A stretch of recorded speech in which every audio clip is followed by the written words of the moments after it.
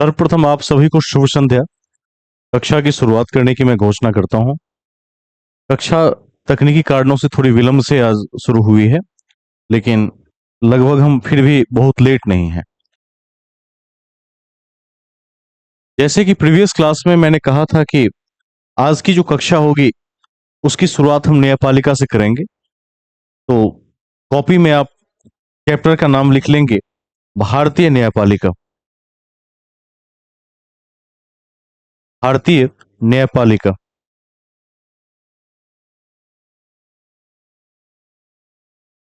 यहीं से चैप्टर को हम आगे बढ़ाएंगे।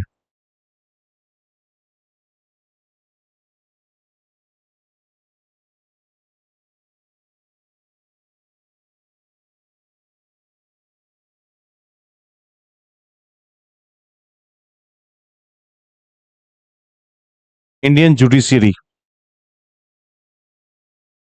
देखिए, न्यायपालिका अपने आप में इतना बड़ा चैप्टर है कि यदि इस चैप्टर पर गहनता से चर्चा की जाए तो कम से कम हमें 15 दिन का समय चाहिए, 15 डेज का समय चाहिए, क्योंकि इसमें इतने पक्ष हैं और इतना इसका इस पॉइंट की इतनी विशालता है। इसको देखते हुए 10-15 क्लास तो चाहिए ही चाहिए। लेकिन हमारी अपनी एक सीमा है, पढ़ने की भी सीमा है और परीक्षा में प्रश्न पूछने की भी सीमा है। उसको दृष्टि में रखते हुए, ध्यान में रखते हुए हम कोशिश करते हैं कि न्यायपालिका को 2-3 क्लास में समाप्त करवा लिया जाए। क्योंकि एक तो इसमें आपको यह स्ट्रक्चर भी देखना पड़ेगा कि किस लेवल पर कौन सा कोर्ट है, और साथ ही आपको यह भी देखना पड़ता है कि बीच बीच में जो बदलाव हुए, जैसे प्राधिकार को लेकर बदलाव, अपील को लेकर बदलाव, राष्ट्रपति और सुप्रीम कोर्ट के बीच जो पावर का डिवीजन है, इन सब पॉइंट्स का भी हमें अध्ययन करना पड़ता है। हाई कोर्ट की क्रियाविधि को देखना पड़ता है, आर्टिकल 32 और 226 को देखना पड़ता है, पीआईएल को देखना पड़ता है। और इस प्रकार ऐसे कई मुद्दे हैं, जैसे भारत और अमेरिका के न्यायालय के स्ट्रक्चर में क्या अंतर है, इस अंतर का अध्ययन करना पड़ता है। तो कुल मिलाकर यह चैप्टर लगभग 10 चैप्टर के बराबर हो जाता है। लेकिन मैंने पूर्व में ही कह दिया है, उसकी अपनी एक सीमा है और उस सीमा को देखते हुए और सिलेबस में जो बातें उद्धृत हैं उन्हीं बातों को विशेष फोकस करते हुए इस अध्याय को हम देखेंगे। सबसे पहले इस बात को ध्यान रखना है कि संविधान की 17 विशेषताओं में हमने पढ़ा था कि भारत की जो न्यायपालिका है वह निष्पक्ष है, सर्वोच्च है, एकीकृत है और स्वतंत्र है। आप में से कोई बताएंगे कि न्यायपालिका की चर्चा कहां से कहां तक है? सुप्रीम कोर्ट की चर्चा किस भाग में? Very good. किस भाग में पड़ेगा? 5 में पड़ेगा, ठीक है।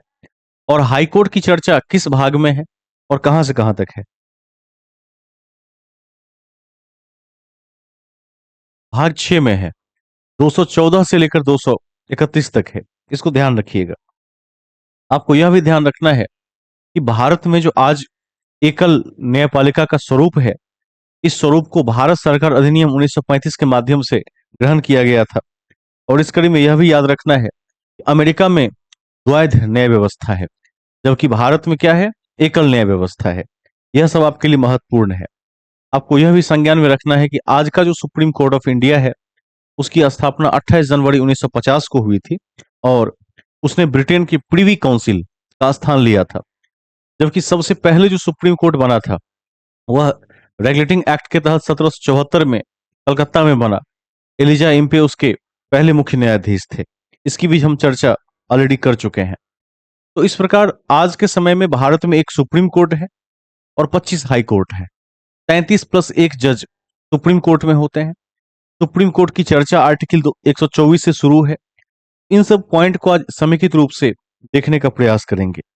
सबसे फर्स्ट पॉइंट लिख दीजिए इसमें, भारतीय न्यायपालिका। भारतीय न्यायपालिका। भारतीय न्यायपालिका एकीकृत। एकीकृत, स्वतंत्र। स्वतंत्र, निष्पक्ष, निष्पक्ष और संवैधानिक ढांचा है।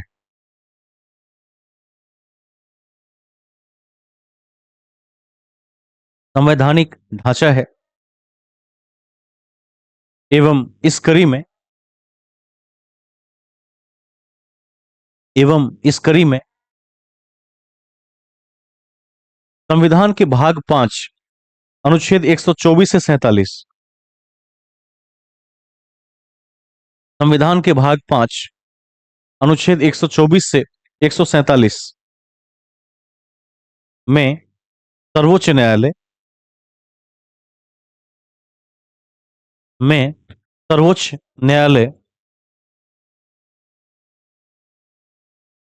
सर्वोच्च न्यायालय जबकि भाग 6 अनुच्छेद 214 से 231, भाग 6 अनुच्छेद 214 से 231 के बीच उच्च न्यायालय के गठन का प्रस्ताव है। उच्च न्यायालय के गठन का प्रस्ताव है। उच्च न्यायालय के गठन का प्रस्ताव है। ठीक है, दोनों पार्ट्स को याद रखेंगे।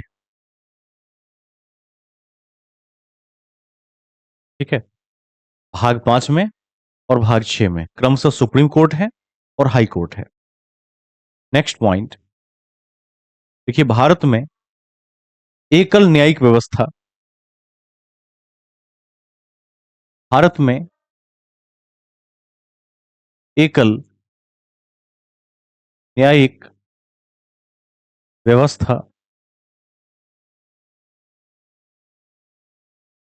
भारत में एकल न्यायिक व्यवस्था भारत सरकार अधिनियम 1935, भारत सरकार अधिनियम 1935 से लिया गया है। भारत सरकार अधिनियम 1935 से लिया गया है, जबकि अमेरिका में द्वैध न्याय व्यवस्था है। अमेरिका में द्वैध न्याय व्यवस्था है। अमेरिका में द्वैध न्याय व्यवस्था है।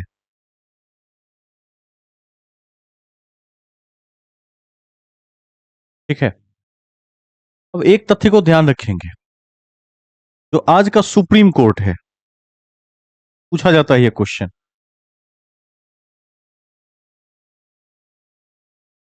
इसकी स्थापना हुई थी 28 जनवरी 1950 को, आज का सुप्रीम कोर्ट जो आजादी के बाद का है, और इसने रिप्लेस किया था प्रीवी काउंसिल को जो ब्रिटेन का था। इसको लिख दीजिए। वर्तमान सुप्रीम कोर्ट की स्थापना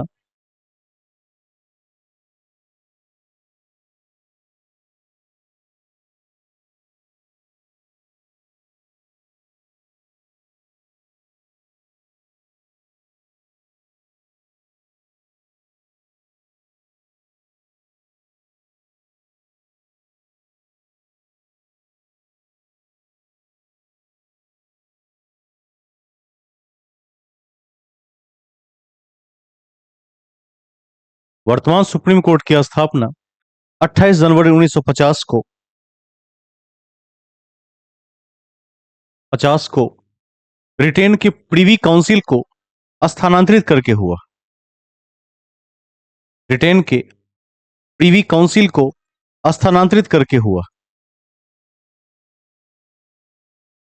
स्थानांतरित करके हुआ हुआ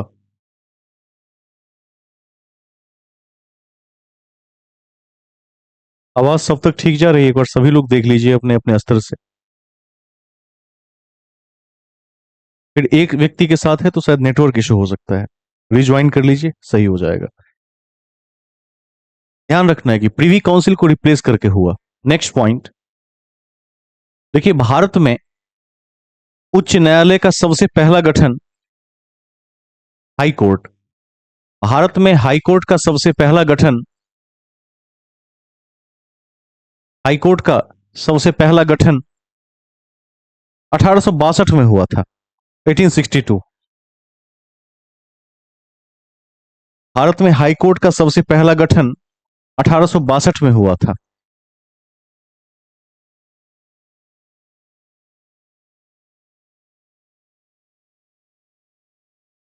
जिसमें जिसमें बम्बई, कलकत्ता और मद्रास में उच्च न्यायालय की स्थापना हुई थी। जिसमें बम्बई, कलकत्ता और मद्रास में उच्च न्यायालय की स्थापना हुई थी। उच्च न्यायालय की स्थापना हुई थी।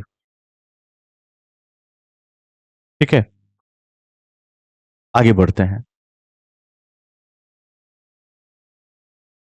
देखिए, वर्तमान में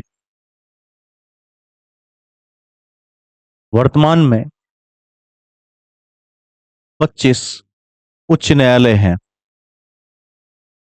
इस सबको याद रखते हुए चलेंगे। वर्तमान में 25 उच्च न्यायालय हैं।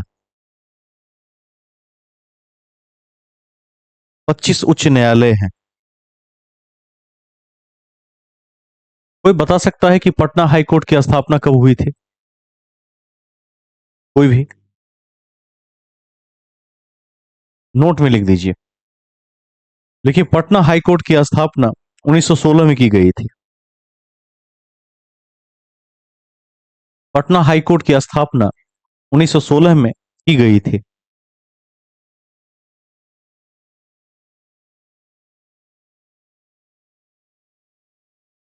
पटना हाई कोर्ट की स्थापना 1916 में की गई थी। ठीक है, तो यह है हमारा बेसिक परिचय। ठीक है, अब आगे चलते हैं। कॉपी में दो कॉलम बना दीजिए। लेफ्ट में लिखिए सुप्रीम कोर्ट और राइट में लिखिए हाई कोर्ट। सुप्रीम कोर्ट और हाई कोर्ट।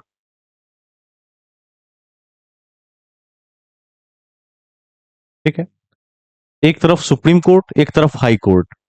सर्वोच्च न्यायालय वर्सेस उच्च न्यायालय। इसमें हम 10 बिंदुओं के माध्यम से दोनों के बीच अंतर और संबंध को देख लेंगे, क्योंकि यहां से लगातार प्रश्न आने की संभावना बनी रहती है। सुप्रीम कोर्ट में लिखिए भाग 5, अनुच्छेद 124 से 47। भाग 5, अनुच्छेद 124 से 147। 124 से 147।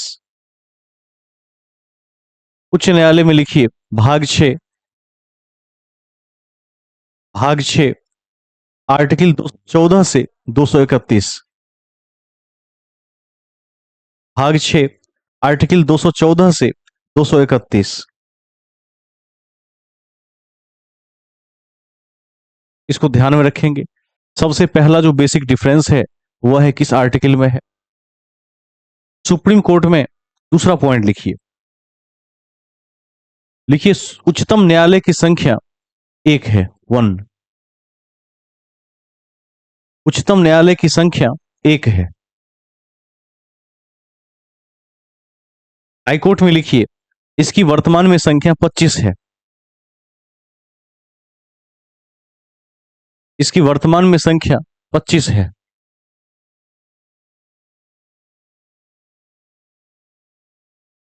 25 है। एक बात ध्यान रखिएगा, जब जज की बात करेंगे तो वर्तमान में 35+1 है।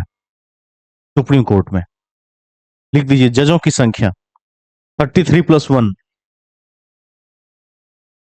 जजों की संख्या 33+1। और एक बात और याद रखना है, जब मूल संविधान बना था तब सुप्रीम कोर्ट में 7+1 था। +1 का क्या मतलब है? एक चीफ जस्टिस होंगे और बाकी क्या होंगे? न्यायाधीश होंगे। मूल में लिख दीजिए 7+1।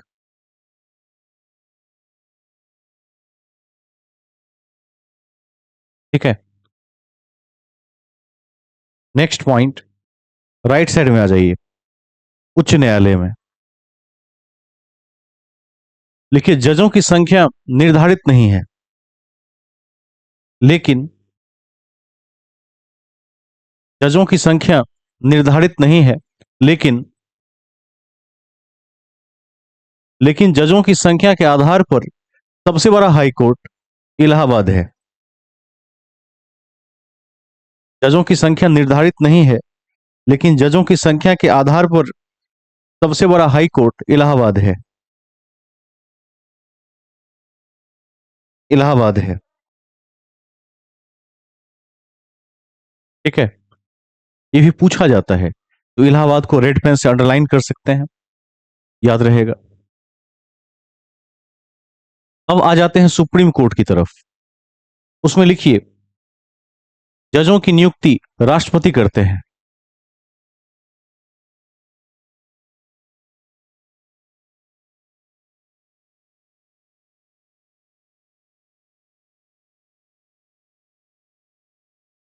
जजों की नियुक्ति राष्ट्रपति करते हैं, ब्रैकेट में कोलेजियम प्रणाली के माध्यम से।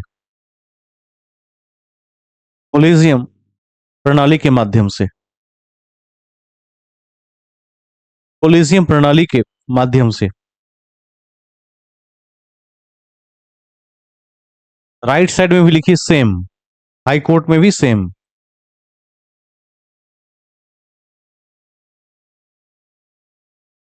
मतलब इतना याद रखना है कि चाहे सुप्रीम कोर्ट हो या हाई कोर्ट हो, दोनों में जजों की नियुक्ति कौन करेंगे?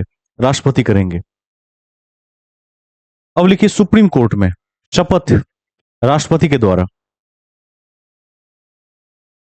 शपथ राष्ट्रपति के द्वारा। राष्ट्रपति के द्वारा। हाई कोर्ट शपथ राज्यपाल के द्वारा।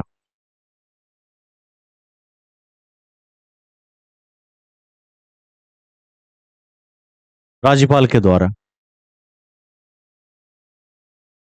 एक प्रश्न उठता है कि इनके जजों को हटा कौन सकता है?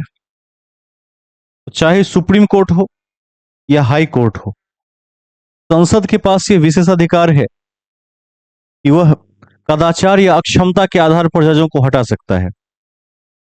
सुप्रीम कोर्ट में लिखिए, सुप्रीम कोर्ट के, शॉर्ट में एससी लिखिए, सुप्रीम कोर्ट के न्यायाधीश को हटाने की प्रक्रिया में, सुप्रीम कोर्ट के न्यायाधीश को हटाने की प्रक्रिया में, हटाने की प्रक्रिया में संसद की महत्वपूर्ण भूमिका होती है। संसद की महत्वपूर्ण भूमिका होती है। ठीक है। सेम बात हाई कोर्ट में लिख दीजिए। हाई कोर्ट के न्यायाधीशों को हटाने में संसद की महत्वपूर्ण भूमिका होती है। As same as.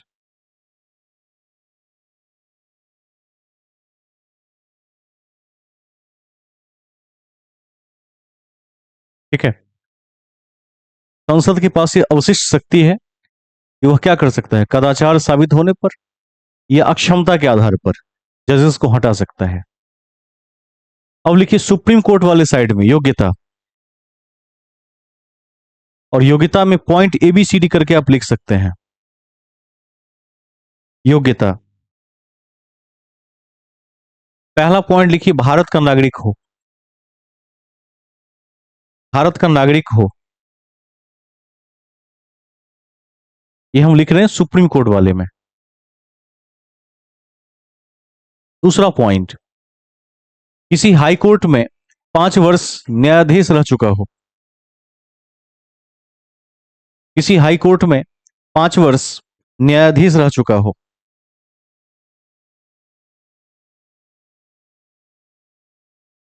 तीसरा, किसी हाई कोर्ट में 10 वर्ष एडवोकेट रह चुका हो, अधिवक्ता। किसी हाई कोर्ट में 10 वर्ष एडवोकेट रह चुका हो। एडवोकेट रह चुका हो। चौथा नंबर, राष्ट्रपति की दृष्टि में उच्च कोटि का विधिवेत्ता हो। राष्ट्रपति की दृष्टि में उच्च कोटि का विधिवेत्ता हो। उच्च कोटि का विधि वेत्ता हो,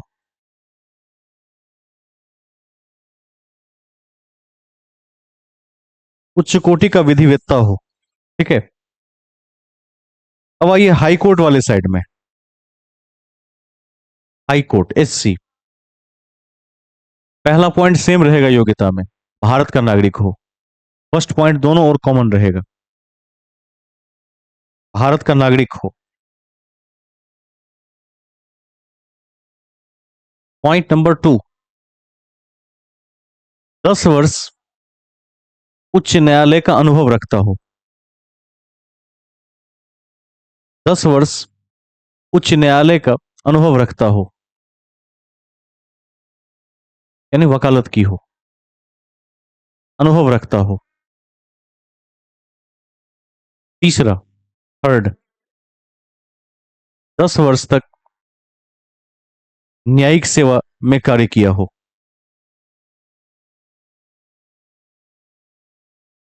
10 वर्ष तक न्यायिक सेवा में कार्य किया हो, मतलब जो लोअर कोर्ट्स वगैरह हैं, जिला कोर्ट वगैरह, उस सब मिलाकर 10 साल का एक्सपीरियंस होना चाहिए कम से कम।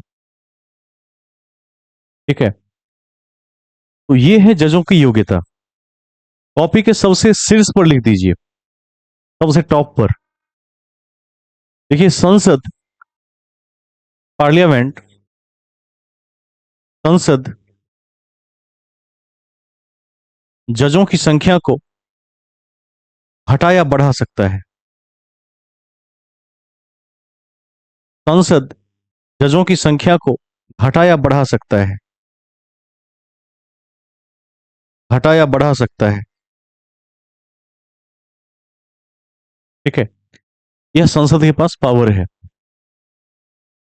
आगे हम और भी देखेंगे कि संसद ने वर्तमान में क्या क्या अमेंडमेंट्स किए इसमें, और कई बार ऐसा हुआ कि संसद के फैसले को सुप्रीम कोर्ट ने रिजेक्ट भी कर दिया है। याद रखना है कि सुप्रीम कोर्ट के पास न्यायिक पुनरावलोकन यानी जुडिशियल रिव्यू की भी शक्ति है। इस सब को हम पढ़ चुके हैं। राष्ट्रपति को परामर्श देने का भी अ, अधिकार है, और राष्ट्रपति अब मानने के लिए बाध्य नहीं है, लेकिन एक समय में मानने के लिए बाध्य हुआ करता था। उस सब बातों को हम आगे देखेंगे। अब लिखिए, सुप्रीम कोर्ट में कार्य और शक्ति।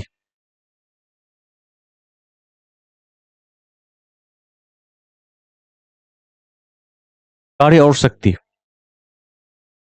इसमें लिख दीजिए, प्रारंभिक और मूल अधिकार संबंधी शक्ति।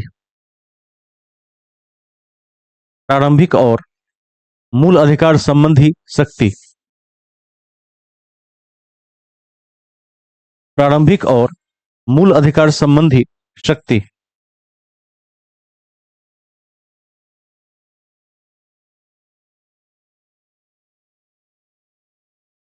दूसरा पॉइंट, सेकंड, देखिए, केंद्र और राज्य तथा राज्य और राज्य के बीच विवादों को सुलझाना। केंद्र और राज्य तथा राज्य और राज्य के बीच विवादों को सुलझाना। विवादों को सुलझाना।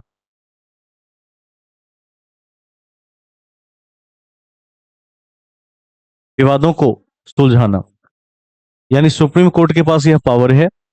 यदि केंद्र और राज्य के बीच किसी बिंदु पर विवाद हो जाए तो उसको भी सुलझा सकता है, और दो स्टेट्स के बीच यदि विवाद हो तो उसको भी सुलझा सकता है। नेक्स्ट पॉइंट, देखिए, आर्टिकल 32 के तहत 5 प्रकार का रिट जारी करना। WRIT, रिट माने लेख। अनुच्छेद 32 के तहत 5 प्रकार के रिट जारी करना। 5 प्रकार के रिट जारी करना। ठीक है।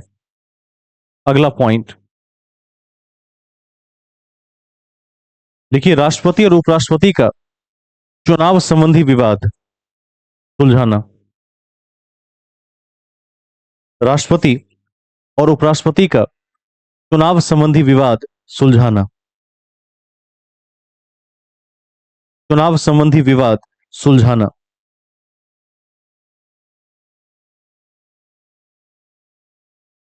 चुनाव संबंधी विवाद सुलझाना।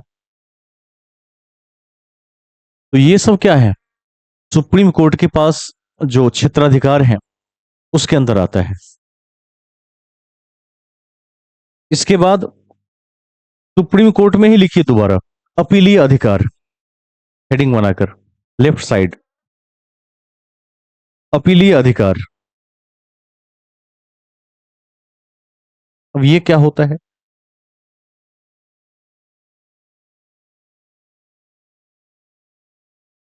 ये है सुप्रीम कोर्ट वाला साइड।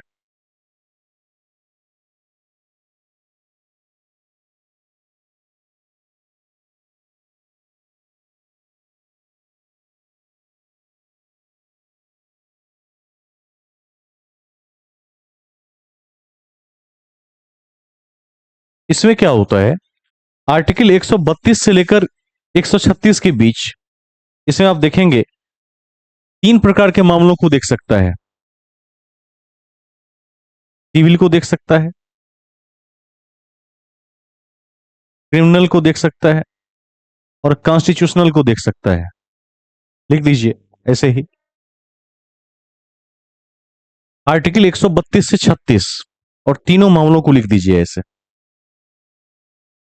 सिविल, क्रिमिनल और संवैधानिक। सिविल, क्रिमिनल और संवैधानिक। सिविल, क्रिमिनल और संवैधानिक।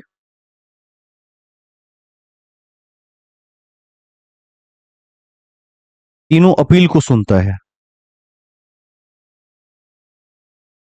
अपील को सुप्रीम कोर्ट सुनता है।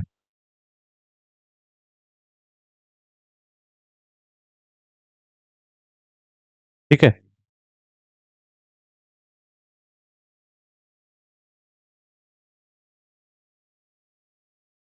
अब आ जाइए इसके बाद हाई कोर्ट में, हाई कोर्ट वाले साइड में। हाई कोर्ट वाले साइड में लिखिए कार्य और शक्ति।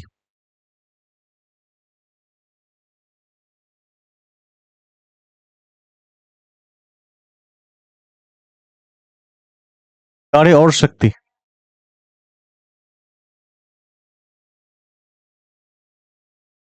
इसमें सबसे पहला पॉइंट लिखिए, उच्च न्यायालय को उच्चतम न्यायालय की तरह, उच्च न्यायालय को उच्चतम न्यायालय की तरह, उच्चतम न्यायालय की तरह प्रारंभिक क्षेत्राधिकार प्राप्त नहीं है। प्रारंभिक क्षेत्राधिकार प्राप्त नहीं है, लेकिन आर्टिकल 226 के तहत, लेकिन आर्टिकल 226 के तहत मूल अधिकारों पर शक्ति प्राप्त है।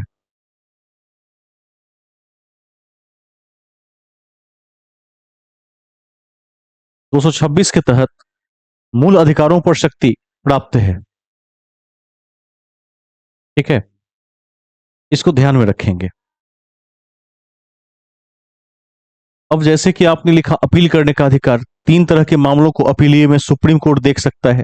सेम पावर इसके पास भी है, सिविल, क्रिमिनल और संवैधानिक को देख सकता है। तो हेडिंग में लिखिए अपीलीय अधिकार, अपीलीय अधिकार हाई कोर्ट के साइड में, और लिखिए as same as supreme court, supreme court की तरह।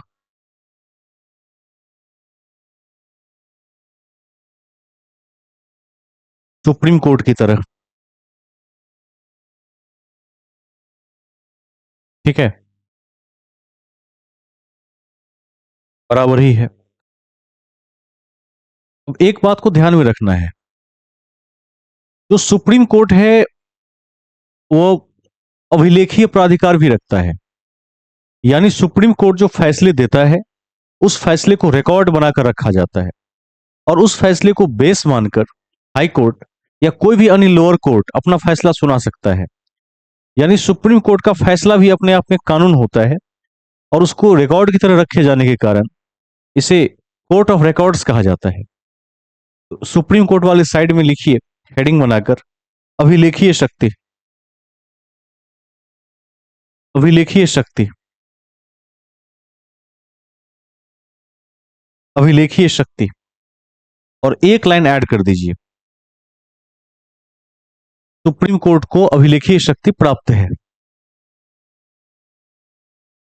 सुप्रीम कोर्ट को अभिलेखीय शक्ति प्राप्त है। सुप्रीम कोर्ट को अभिलेखीय शक्ति प्राप्त है।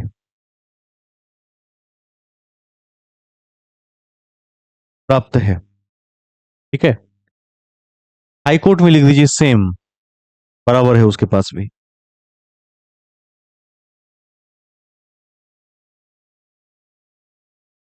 ठीक है,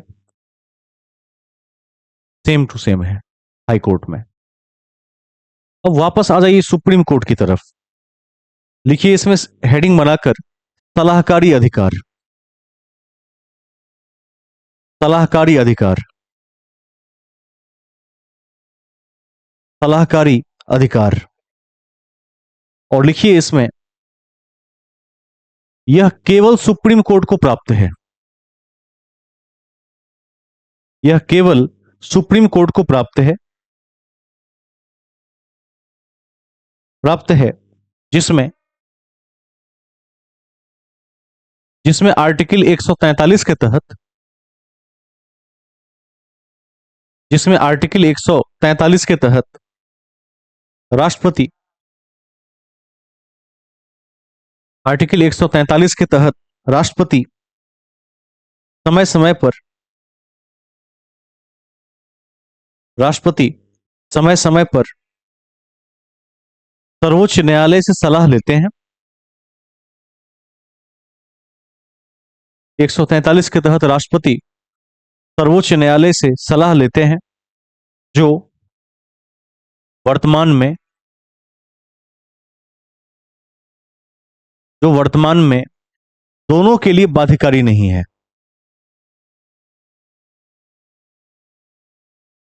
जो वर्तमान में दोनों के लिए बाध्यकारी नहीं है। दोनों के लिए बाध्यकारी नहीं है। इसका क्या मतलब है? इसका मतलब है कि एक समय ऐसा भी था जब सुप्रीम कोर्ट के सलाह को राष्ट्रपति सुप्रीम कोर्ट के सलाह को राष्ट्रपति मानने के लिए बाध्य था। लेकिन आज के समय में क्या है? राष्ट्रपति सलाह ले सकता है, सुप्रीम कोर्ट चाहे तो देगा, नहीं चाहे तो नहीं भी देगा। और सुप्रीम कोर्ट जो सलाह देगा वो राष्ट्रपति चाहे तो मान भी सकता है, चाहे तो नहीं भी मान सकता है। दोनों पर से बाध्यता समाप्त कर दी गई है। सुरक्षा का मामला है, इसको ध्यान रखिएगा। हाई कोर्ट वाले साइड में आ जाइए और हेडिंग में लिखिए सलाहकारी अधिकार।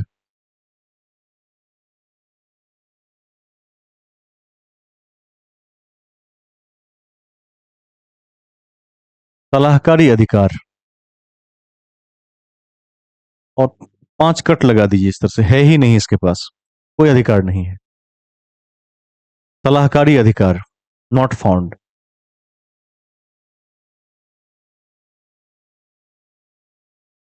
Not found. किसको सलाह देगा? वो किसी को सलाह नहीं दे सकता और ना ही कोई उससे सलाह लेगा, क्योंकि भारत में क्या है, एकल न्याय की अवधारणा है, सुप्रीम कोर्ट ही सर्वोच्च है। अब लिखिए उसके बाद सुप्रीम कोर्ट वाले में संविधान संरक्षण की शक्ति, संविधान संरक्षण की शक्ति, संविधान संरक्षण की शक्ति,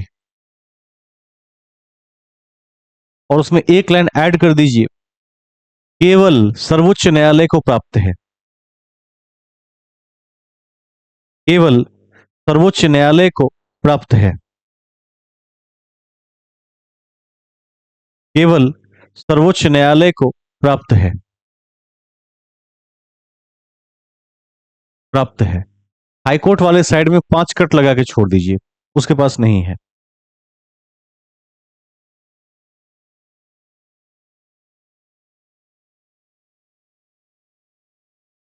सुप्रीम कोर्ट वाले साइड में हेडिंग बनाइए, लिखिए न्यायिक पुनरावलोकन की शक्ति। न्यायिक पुनरावलोकन की शक्ति,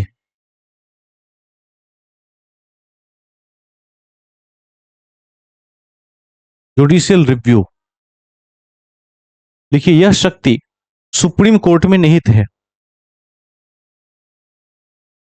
निहित है। यह शक्ति सुप्रीम कोर्ट में निहित है। ठीक है, हाई कोर्ट में आ जाइए और सेम हेडिंग बनाइए, न्यायिक पुनरावलोकन की शक्ति।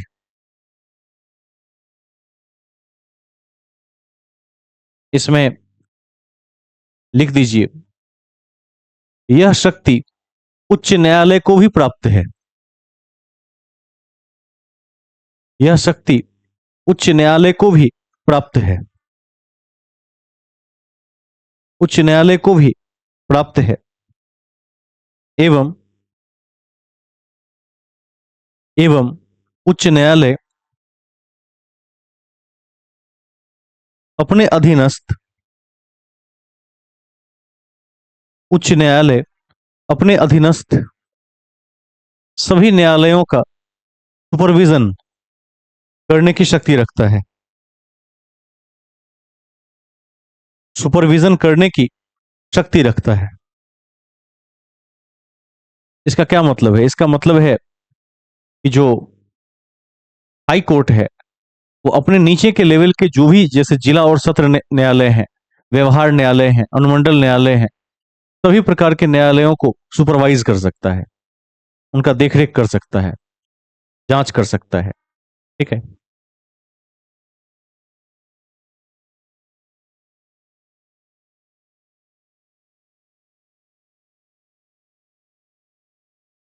आगे चलते हैं। अच्छा, एक काम कीजिए, जितना अभी आपने लिखा है, जहां से शुरू किया था वहां पर लिख दीजिए भाग क, या पार्ट ए, या भाग वन, जो भी लिखना हो। वो पहला पार्ट था, एक कर दीजिए सबसे बढ़िया। और अब लिखिए भाग दो, संघ की न्यायपालिका, पार्ट टू। कोर्ट के फंक्शन को हम देख चुके हैं ऑलरेडी। ठीक है, संघ की न्यायपालिका।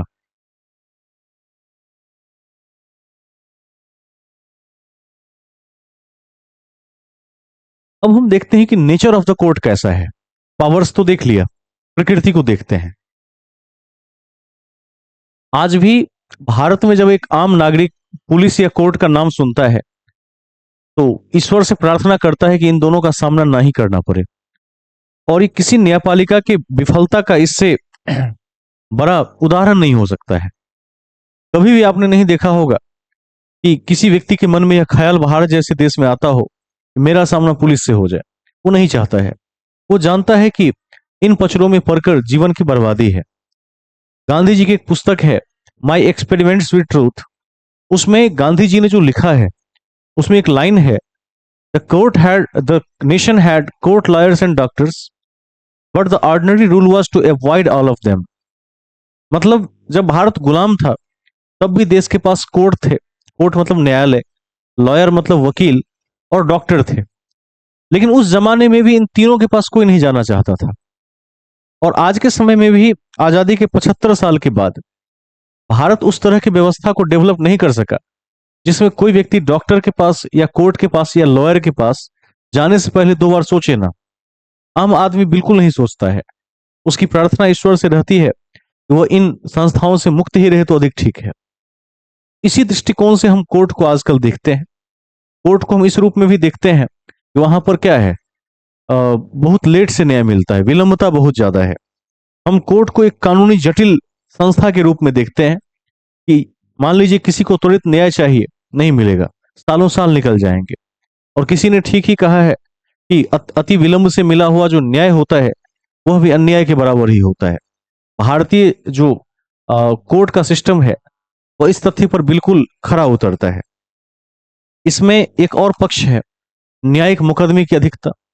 इतने अधिक केस लंबित पड़े हुए हैं कि व्यक्ति केस से कभी उबर नहीं पाता। एक केस से मुक्त होता है तो दूसरे केस में जाके उलझ जाता है। तो यही छवि आजकल भारत के कोर्ट सिस्टम की है। लिख दीजिए फर्स्ट पॉइंट, भारतीय न्यायपालिका, भारतीय न्यायपालिका विलंब, विलंब मतलब देरी, भारतीय न्यायपालिका विलंब, कौमा, कानूनी जटिलता, कानूनी जटिलता और न्यायिक मुकदमे की अधिकता, न्यायिक मुकदमे की अधिकता आदि के कारण जाना जाता है, आदि के कारण जाना जाता है, जाना जाता है। अब ऐसा क्यों है? तो ऐसा इसलिए है कि हम समय के साथ कोर्ट के सिस्टम को अपडेट नहीं कर सके, इसका यह दुष्परिणाम है। और हमने क्या किया, हूबहू सब कुछ ब्रिटिश सिस्टम से कॉपी कर लिया, अपना कुछ नहीं बनाया। यही सब इसका खामियाजा का मूल कारण है। हेडिंग में लिखिए मुख्य बिंदु, मुख्य बिंदु। आपने एक पॉइंट पढ़ा है, राज्य की नीति निर्देशक तत्वों में समान एवं निःशुल्क न्याय, इसको लिख दीजिए पहला पॉइंट में, मुख्य बिंदु में समान एवं निःशुल्क न्याय।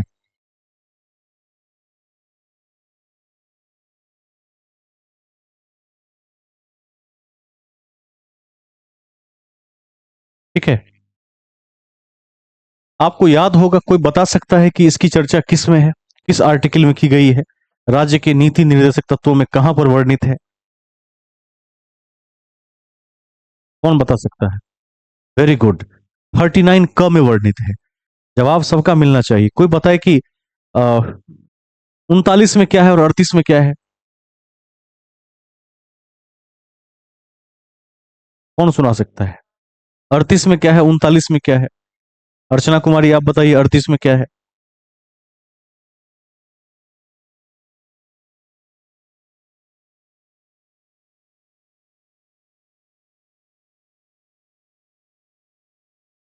कोई और सुना सकते हैं? Any body? सामाजिक न्याय है। ठीक है, और एक में आर्थिक न्याय है उसके बाद। ठीक है, थोड़ा उसको देख लीजिएगा। 38 39 में सामाजिक आर्थिक न्याय है, इसको याद रखिएगा। 39 क में निःशुल्क और समान विधि सहायता की व्यवस्था की गई है। देखिए, तैयारी का लेवल इतना ऊपर रखिए कि सिलेक्शन हो, क्योंकि आज के परिप्रेक्ष्य में, आज भी मैं एक बड़े सम्मेलन से होकर आया हूँ, काफी थका हुआ था, और क्लास में लेट होने का कारण क्या रहा? कारण ये रहा कि कुर्सी पर बैठे बैठे ही सो गए, पता ही नहीं चला।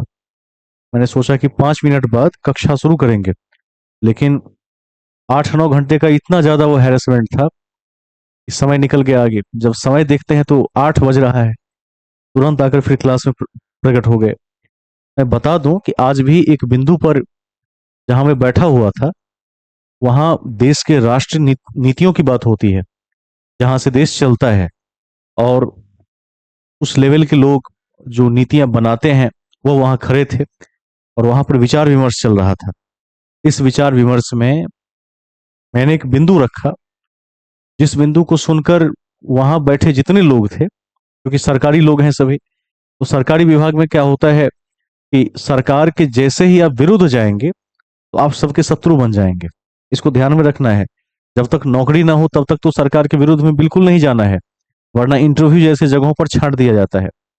लेकिन जो फैक्ट है वो मैंने रखा, और बहुत मजबूत फैक्ट ये रखा। चर्चा हो रही थी कि अभी नई शिक्षा नीति का बड़ा बोलबाला है, आप लोग भी थोड़ा सा अपडेट रहा कीजिए इस सब चीजों से। मोबाइल सबके पास है, और मोबाइल का उपयोग यदि आप करना जानते हो तो एनईपी, एनसीएफ 2023, एनईपी 2020 जो 500 500 पेज का है, उसके कम से कम वो 16 से 18 पेज जरूर देख लीजिए, जो आने वाले समय में देश का भविष्य तय करेंगे। आप लोगों ने कोठारी कमीशन का नाम सुना है कि नहीं? फिर मैं मूल बातों पर आता हूं। कोठारी आयोग का नाम सुना है कि नहीं? कब गठित हुआ था? कोई भी? कोठारी कमीशन के बारे में कौन बताएगा? कोठारी कमीशन 1964-66 में गठित हुआ था, ध्यान रखिएगा। आजादी के बाद मुदालियार आयोग भी आया था 1952 के आसपास, लेकिन कोठारी कमीशन ऐसा पहला कमीशन है जिसने आजादी के बाद शिक्षा को लेकर बहुत जबरदस्त शोध किया था भारत में, कि आने वाले भारत में शिक्षा पद्धति कैसी होगी। और मैं आप सभी को बता दूं, कोठारी कमीशन ने लगभग इतना रिसर्च कर लिया था उस समय में, जिस लेवल में पूरी दुनिया में किसी भी देश ने अपनी शिक्षा पद्धति में रिसर्च नहीं किया हो। और उसके आधार पर त्रिभाषा फॉर्मूला की बात कही थी, 3 भाषा सूत्र। कभी पढ़िएगा क्या होता है। तो मूल बातों पर मैं आता हूं एक बार। कोठारी कमीशन ने जो प्रपोजल दिया उसको स्वीकृत भी किया गया, लागू भी किया गया, और बहुत लंबे समय तक चला भी। लेकिन दिक्कत की बात क्या रही कि देश में वो चीज, वो सिस्टम ग्राउंड लेवल पर 2% भी लागू नहीं हो पाया, सब कागज में रह गया। और उसके बाद का परिणाम रहा कि 1986 में नई शिक्षा नीति बनाई गई, फिर भी उस लेवल का सुधार नहीं हुआ। और जो निजी संस्थान है देश में, उसने शिक्षा पर कब्जा कर लिया, और सरकारी संस्थान के बच्चों का 34 विकास नहीं हो पाया। इसको भी ध्यान रखिएगा। अब मैं आता हूं वर्तमान फैक्टर पर, किस बिंदु पर बहस और चर्चा हुई। मैंने एक पक्ष रखा, कहा कि किसी ने पूछा कि आप एजुकेशन के लेवल को कैसे आंकते हैं कि शिक्षा अच्छी है या नहीं। सभी विद्वानों के वहां अलग अलग उत्तर थे। मैंने एक चीज कहा कि जो भारत की सरकारी परीक्षा का लेवल है, जब भी हो, 1980 में हो, 2000 में हो, 2010 में हो, 2020 में हो, 2025 में हो, या आने वाली 2048 में हो, क्योंकि इस देश में सरकारी नौकरी का क्रेज कभी नहीं घटने वाला। ये मैंने जान लिया है अब। पहले मुझे भी लगता था, जब मैं लगभग 22-24 वर्ष का रहा होऊंगा, उस समय के अध्ययन के हिसाब से मुझे लगता था कि 1991 में जो एलपीजी का प्रयास हुआ था, लिबरलाइजेशन, प्राइवेटाइजेशन और ग्लोबलाइजेशन, तो उसके आधार पर मुझे ऐसा लगता था कि आने वाले समय में सरकार का मूव ऐसा होगा कि गवर्नमेंट सेक्टर के प्रति रुझान कम हो जाएगा। लेकिन अब लगता है कि कभी नहीं होगा। उसके पीछे बहुत फैक्टर है। गवर्नमेंट सेक्टर इस देश में तब तक नंबर 1 पर रहेगा जब तक इस देश में लोकतंत्र रहेगा और राजनीति रहेगी। तो मैंने उत्तर दिया कि सरकारी परीक्षा का जो भी तत्कालीन लेवल होगा, उस लेवल से हमारी शिक्षा पद्धति जितनी दूर होगी, हम उतनी कमजोर स्थिति में है। और मैं यह मानता हूं कि आज के समय में सरकारी नौकरी का जो स्तर है, प्राप्त करने का स्तर, और जो हमारे स्कूली और कॉलेजिएट के शिक्षा का स्तर है, उसमें बहुत बड़ा गैप है। सभी लोग थोड़ा सा 1 मिनट के लिए लाइन पर रहेंगे।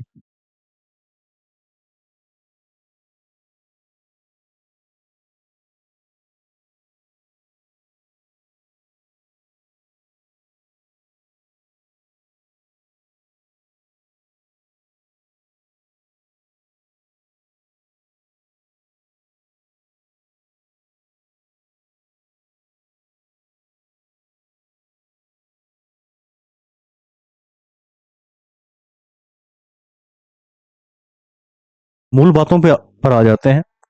तो मैंने यह पक्ष रखा, यदि आज स्कूलिएट सिस्टम में या कॉलेजिएट सिस्टम में पढ़ा हुआ कोई अभ्यर्थी इतनी ताकत रखता हो कि बिना कोचिंग के सहारे वो सरकारी सेवाओं में आ सके, तो मैं मानता हूं कि स्कूल और कॉलेज की शिक्षा का जो लेवल है, या यूं कहें कि हमारी जो शिक्षा नीति है, उसमें इतना दम था कि एक अभ्यर्थी सरकारी सेवा तक पहुंच गया। ऐसा नहीं होता है, ऐसा बिल्कुल नहीं हो रहा है। 2010 में जिन लोगों ने मैट्रिक पास किया था, उनके जमाने में ये गैप थोड़ा सा कम था। मतलब स्कूली शिक्षा के बाद 2 से 3 साल की कोचिंग की जरूरत पड़ती थी। आजकल स्कूली शिक्षा या कॉलेज की शिक्षा के बाद 10 साल की कोचिंग की जरूरत पड़ रही है। ये बहुत कटु बात है, लेकिन ये सच्चाई है। क्योंकि जिस लेवल के प्रश्न बन रहे हैं परीक्षाओं में, और जिस लेवल में स्कूल कॉलेज की पढ़ाई का स्तर है, उसमें हम कहीं से भी नौकरी में आने की स्थिति में नहीं है। यदि विश्वास ना हो तो कोई अभ्यर्थी कोई भी ठीक ठाक परीक्षा आजमा के देख सकता है, उसके कट ऑफ का लेवल देख सकता है, और यह देख सकता है कि यदि आपने तैयारी ना किया हो तो आप कहां पर हैं, और आपने बहुत अच्छा प्रिपरेशन किया तब भी आप कहां पर हैं। तब भी आप कहां पर हैं का मतलब कट ऑफ से 5 नंबर पीछे हैं। इसको ध्यान में रखना है। तो थोड़ा सा इस स्तर को आप लोग बना लीजिए, कोठारी कमीशन वगैरह को देख लीजिए, और हर टॉपिक से अपडेट रहा कीजिए। पढ़ाई के घंटे को आप चाहे जितना बढ़ा घटा लीजिए, अल्टीमेटली परिणाम की बात होगी कि आप में कितनी टेम्परामेंट डेवलप हो गई। मैं आगे चलता हूं। निर्देशक तत्वों को कल पूछेंगे फिर दोबारा। सबसे पहला पॉइंट हमने समान और निःशुल्क न्याय को देखा था। उसके बाद हम देखने वाले हैं इसमें कि मामलों की उच्च पेंडेंसी, इसको याद रखना है कोर्ट में। पिछला टॉपिक बिल्कुल नहीं भूलना है। एक तथ्य मैं आपको बता दूं कि कल मैंने जिस एग्जाम को दिया था उसमें एक क्वेश्चन ये भी आया था। चार विकल्प थे और कहा गया कि इसमें कौन सा एक हाई कोर्ट है जो एक से अधिक राज्य या यूटी का हाई कोर्ट है। उसमें एक बंबई भी था। ठीक है।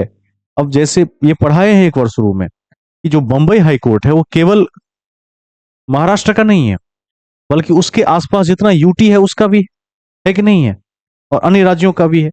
इन सब तथ्यों को विशेष रूप से ध्यान में रखना है। अब एक पॉइंट इसमें आ जाएगा, मामलों की उच्च पेंडेंसी। पेंडेंसी, लंबित मामले। पेंडेंसी माने क्या होता है? लंबित होना। इसको भी लिख दीजिए। अब ब्रैकेट में लिख सकते हैं 3.5 करोड़ से अधिक मामले लंबित हैं। 3.5 करोड़ से अधिक मामले लंबित हैं।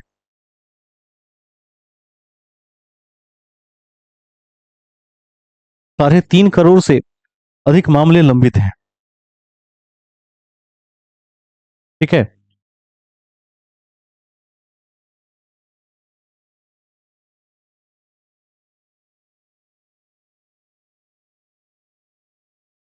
आज के कोर्ट के सिस्टम में एक और दिक्कत है,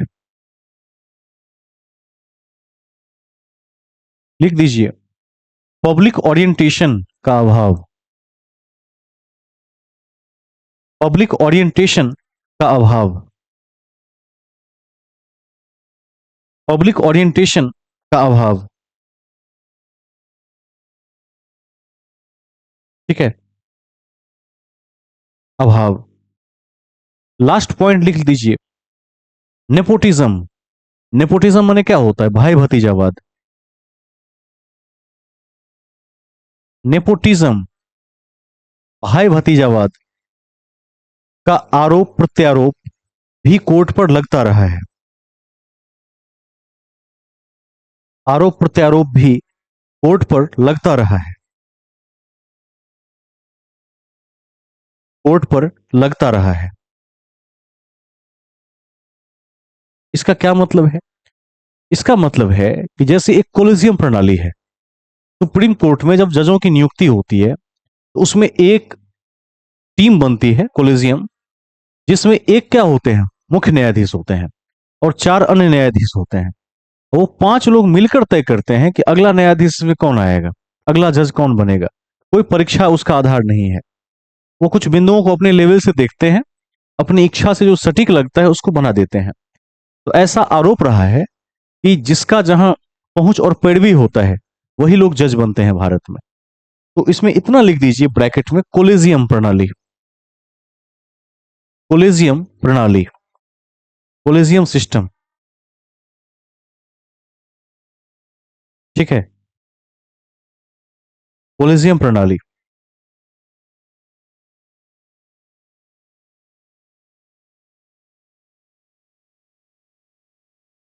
आप कोर्ट के चुनौतियों से वाकिफ हो गए। अब हेडिंग में लिखिए समाधान। इसका क्या क्या समाधान सरकार ने किया है, किया हुआ है।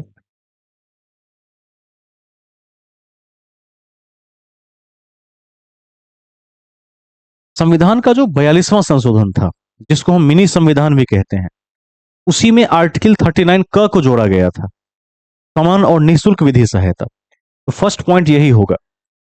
लिखिए 42वें संविधान संशोधन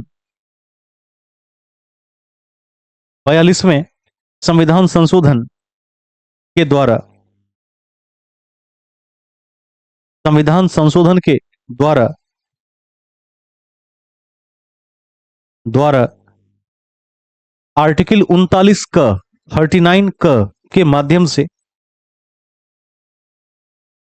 39 क के माध्यम से समान और निःशुल्क न्याय की व्यवस्था की गई।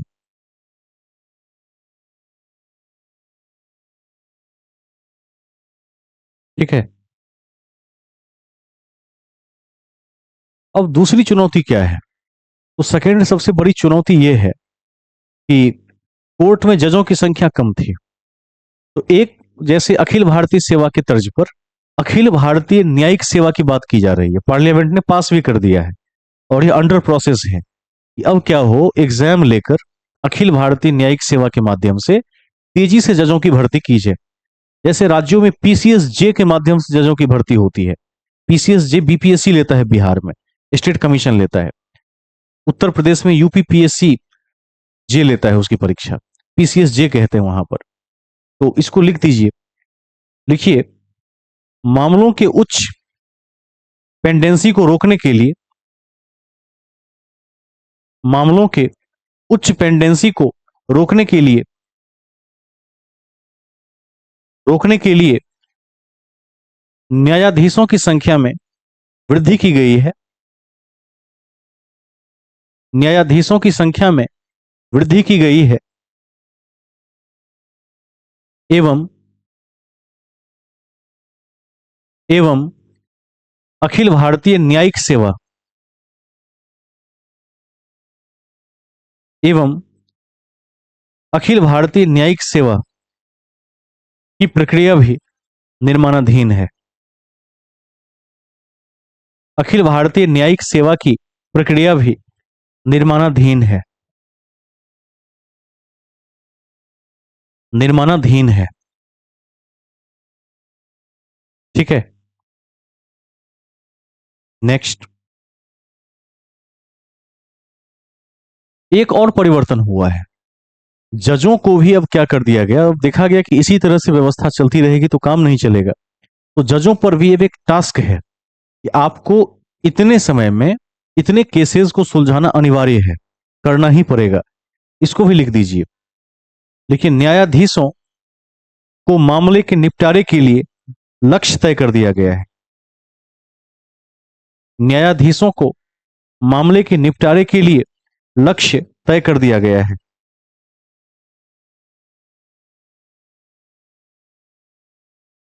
लक्ष्य तय कर दिया गया है।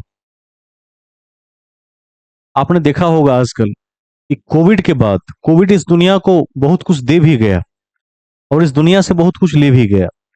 जब भी कोई महामारी आती है तो नए नए प्रयोग दे जाती है। कोविड में क्या हुआ कि पहली बार वर्चुअल सुनवाई का सिस्टम शुरू हुआ और उसके बाद से आप देखेंगे कि वर्चुअल सुनवाई के बाद वीडियो रिकॉर्डिंग की सुविधा बहुत तेजी से बढ़ी और आजकल कोर्ट का वीडियो आपको सोशल मीडिया पर दिख जाएगा, कहीं ना कहीं उसमें आपको दिखेगा कि जज किस प्रकार कार्य करते हैं, उसकी प्रॉपर रिकॉर्डिंग हो रही है। तो इस कड़ी में कुछ टेक्नोलॉजीज बहुत महत्वपूर्ण है। जैसे एक टेक्नोलॉजी है ब्लॉकचेन टेक्नोलॉजी, कभी नहीं भूलना है।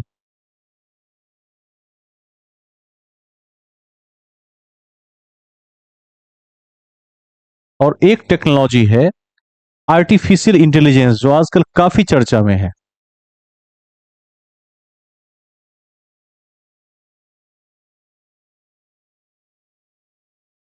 एआई के सहयोग से इन दोनों का बहुतायत से प्रयोग हो रहा है और आने वाले समय में तो ऐसा हो सकता है कि जिस तरह से आर्टिफिशियल इंटेलिजेंस का विकास हो रहा है, मानव सभ्यता अंतिम बार मशीनों से हारने वाली है। उसके बाद जिंदगी में कभी जीत नहीं पाएगी। कुछ क्षेत्रों में तो एआई ने अभी हरा दिया है। जैसे चेस में स्टॉकफिश 17.2 का जो इंजन है या 18 जो आने वाला है, शतरंज का वो इंजन है। मैं उसका यूजर भी हूं। इस जगत में कोई ऐसा मनुष्य नहीं है या मनुष्यों का समूह नहीं है या कोई ऐसा सिस्टम नहीं है पूरी दुनिया में, अर्थात हजारों हजार कंप्यूटर को मिला ले, स्टॉकफिश को नहीं हरा सकते। वो एक सेकंड में ट्रिलियन में चालें सोच रहा है। जैसे 9334 के इतनी चालें पर सेकंड सोच रहा है और उसको हराना अब किसी के बस की बात नहीं है फिलहाल। ध्यान रखिएगा कि आजकल आर्टिफिशियल इंटेलिजेंस पर आधारित जो चेस इंजन है उनका भी कंपटीशन होता है, टीसीईसी। और टीसीईसी में 20 शतरंज के इंजन भाग लेते हैं और उसमें स्टॉकफिश पिछले 7 सालों से विश्व रिकॉर्ड बना रहा है। मतलब मनुष्य में जो सबसे तेज मनुष्य चेस खेलता है, जैसे मैग्नस कार्लसन, विश्वनाथन आनंद, निहाल सरीन, ये सब स्टॉकफिश के सामने 30 चालों में ढेर हो जाते हैं और वो भी वो गारंटी लेकर हराता है। ऐसा नहीं कि वो असमंजस में है, उसमें शो होता रहता है कि कितनी चालों में इस प्लेयर को मात दे देगा। यानी दुनिया के सबसे बेहतरीन प्लेयर भी बच्चे जैसे हैं उसके सामने। सीखते हैं उससे। तो एक समय ऐसा बहुत जल्द आएगा, जैसे आत्मा का सिद्धांत है, बहुत जल्द खंडित होने वाला है। साइंस उस दौर में पहुंच गया जहां वो सिर्फ 2 साल दूर है इससे कि आत्मा नहीं होती है। इसको वो साबित कर लेगा अब, इसमें कोई शक नहीं है। शरीर ही आत्मा है, इसको लगभग विज्ञान ने साबित कर लिया है। लोग पहले कहते थे कि फीलिंग्स नहीं आ सकती है मशीनों में। कई ऐसी कंपनियां होड़ में लगी हैं जिन्होंने लगभग बना भी लिया है उस तरह का रोबोट एआई की मदद से, जिसके पास मनुष्य से ज्यादा फीलिंग है। वो सारी फीलिंग्स हैं जो एक मनुष्य के अंदर हो सकती है, और वो भावनात्मक तरीके से मनुष्य से ज्यादा डीपली सोच सकता है। जाहिर सी बात है कि जब इस तरह के एआई डेवलप होंगे तो न्यायपालिका में न्याय में उससे अच्छा न्याय कौन कर पाएगा। मनुष्य तो बाइस्ड हो सकता है, मनुष्य क्या हो सकता है, पक्षपाती हो सकता है, लेकिन मशीन कभी झूठ नहीं बोल सकता, और मशीन कभी पक्षपाती नहीं हो सकता है। बहुत सारे मामलों में जहां स्ट्रेट फॉरवर्ड निर्णय देना है, वहां जज के बदले एआई होगा। जैसे चीन में एक कंपनी को एआई चला रहा है, और वो कंपनी आज तक लॉस में नहीं गई कभी, क्योंकि एआई के साथ क्या है, वो किसी भी इंप्लॉय के साथ या कंपनी के साथ बेईमानी नहीं कर सकता। उसके अंदर में गुण ही फीड नहीं किया गया है। लेकिन मनुष्य छली हो सकता है, कपटी हो सकता है, झूठ बोल सकता है, अपने बचाव में कुछ भी कर सकता है। मशीन को बचने की जरूरत ही नहीं है। तो इसमें दो बातें लिख दीजिए। नए तकनीक पर काफी बल दिया जा रहा है, जैसे नए तकनीक पर काफी बल दिया जा रहा है, जैसे ब्लॉकचेन टेक्नोलॉजी और आर्टिफिशियल इंटेलिजेंस। ब्लॉकचेन टेक्नोलॉजी और आर्टिफिशियल इंटेलिजेंस। Artificial intelligence.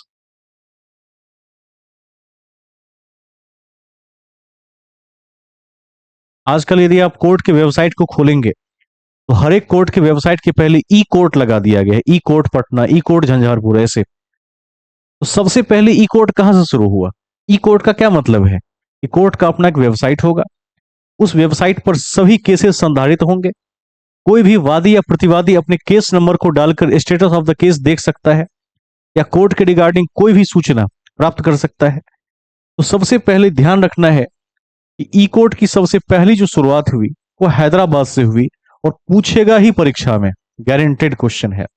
लिख दीजिए, ई कोर्ट की सबसे पहली शुरुआत हैदराबाद से हुई। हैदराबाद से हुई। ई कोर्ट की सबसे पहली शुरुआत हैदराबाद से हुई। कोई बताइए कि भारतीय भाषा संस्थान कहां पर है? केंद्रीय भाषा संस्थान कहां पर है? वेरी गुड, मैसूर में है। आगे चलते हैं। अब मोबाइल कोर्ट क्या होता है? चलता फिरता कोर्ट। देखिए, भारत का सबसे पहला मोबाइल कोर्ट मेवात, हरियाणा में स्थापित हुआ। भारत का सबसे पहला mobile court, mobile court Mewat, Haryana में स्थापित हुआ।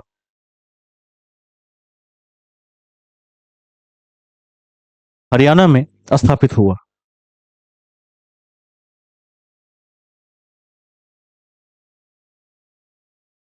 ठीक है।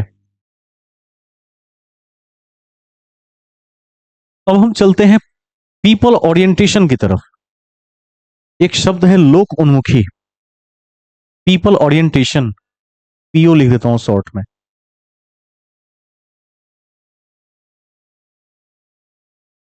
ये क्या है? कि लोगों की भागीदारी कोर्ट में बढ़े। पहले क्या था, 1982 को पहले, 1982 के पहले कोर्ट और जनता के बीच कोई प्रत्यक्ष संबंध नहीं था। यानी मुकदमा हुआ तभी कोर्ट का दरवाजा खटखटाइए, अन्यथा जज साहब को जनता से कोई मतलब नहीं है। 1982 में पीएन भगवती के प्रयास से जनहित याचिका की शुरुआत की गई, पीआईएल जिसको कहते हैं, पब्लिक इंटरेस्ट लिटिगेशन। किसी भी भारतीय नागरिक को यदि लगता है कि संविधान में कोई धारा या कोई बिंदु गलत है, या उसको लगता है कि कोई नई धारा ऐड की जानी चाहिए जो सबके हित में है, तो वह व्यक्ति कोर्ट में पीआईएल दाखिल कर सकता है। पहले यह बिल्कुल फ्री था। हाल में इतने लोगों ने पीआईएल दाखिल करना शुरू कर दिया कि कोर्ट एक तो पहले ही मामलों के पेंडेंसी से दबा हुआ था और दबने लगा, तो कोर्ट ने एक चार्ज रख दिया है अब यदि आपका पीआईएल सही पाया जाता है तो वो चार्ज आपको वापस कर दिया जाएगा, और यदि आपने कोर्ट का समय बर्बाद करने के लिए पीआईएल किया है तो वो चार्ज आपका डूब जाएगा। एक छोटी सी रकम रख दी है अब।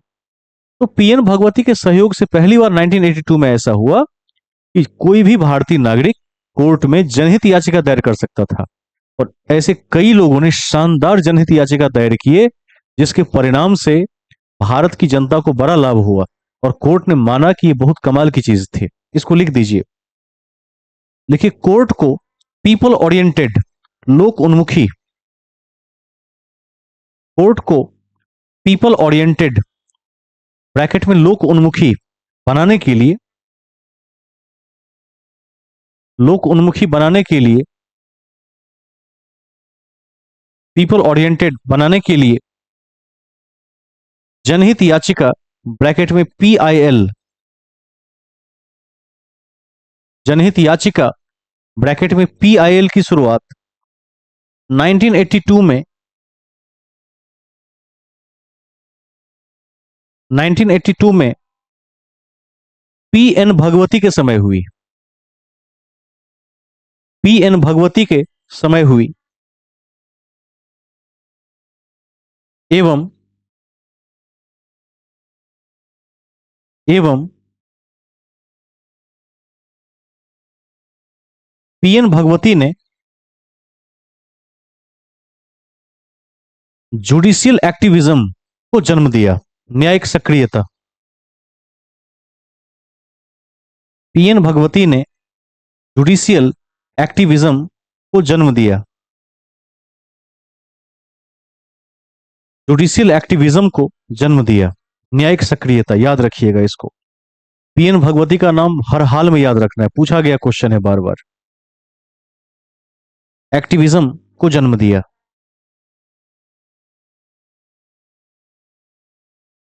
नेक्स्ट पॉइंट, अगला बिंदु, लोक अदालत की शुरुआत 1985 से हुई। लोक अदालत की शुरुआत 1985 से हुई।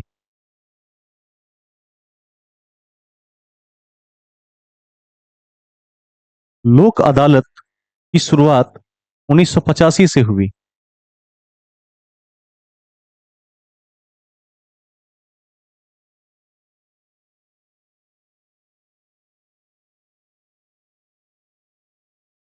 पारिवारिक न्यायालय, इंग्लिश में फैमिली कोर्ट,